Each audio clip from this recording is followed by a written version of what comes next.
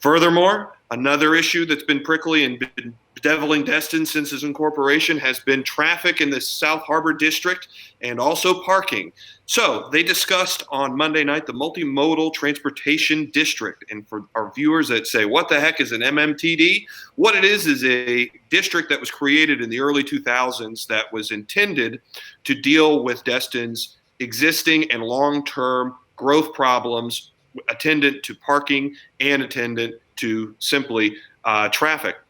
And the idea would be that this district would approve growth so long as that it enhanced multimodal use, meaning non-personal vehicular use of infrastructure in the South Harbor, meaning you come by trolley, you come by foot, you come by bike, instead of using your car, and in exchange, growth would be approved so long as those enhancements were brought in.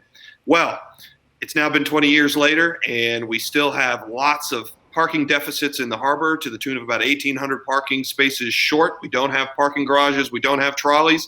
And some of the highest critics and staunchest critics of the district say that the district was mostly just created to exist in our imagination and on paper so that city officials could approve growth while giving at least lip service to the idea that the long-term infrastructure problems were being addressed. So within that environment, the council is back at dealing with the multimodal district and dealing with what they should do long-term on improving parking and infrastructure, whether or not they should pursue parking garages.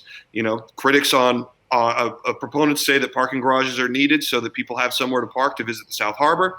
Critics are saying that the parking garages are equivalent to socialized parking, because if you have growth of private property on the South Harbor, they should be the one providing their own parking rather than offshoring that onto the taxpayers. That debate continues, and the council's delving into it over the next series of meetings on dealing with how they're actually going to fund parking garages, if they even should, and moreover, how they're going to address issues from the traffic lights and just the increase in traffic in general. It's not an issue that is going to solve itself or lend itself to any one answer, but the council weighed in on Monday night into the quagmire of the issue, and that's an ongoing one we're going to keep an eye on, Jared.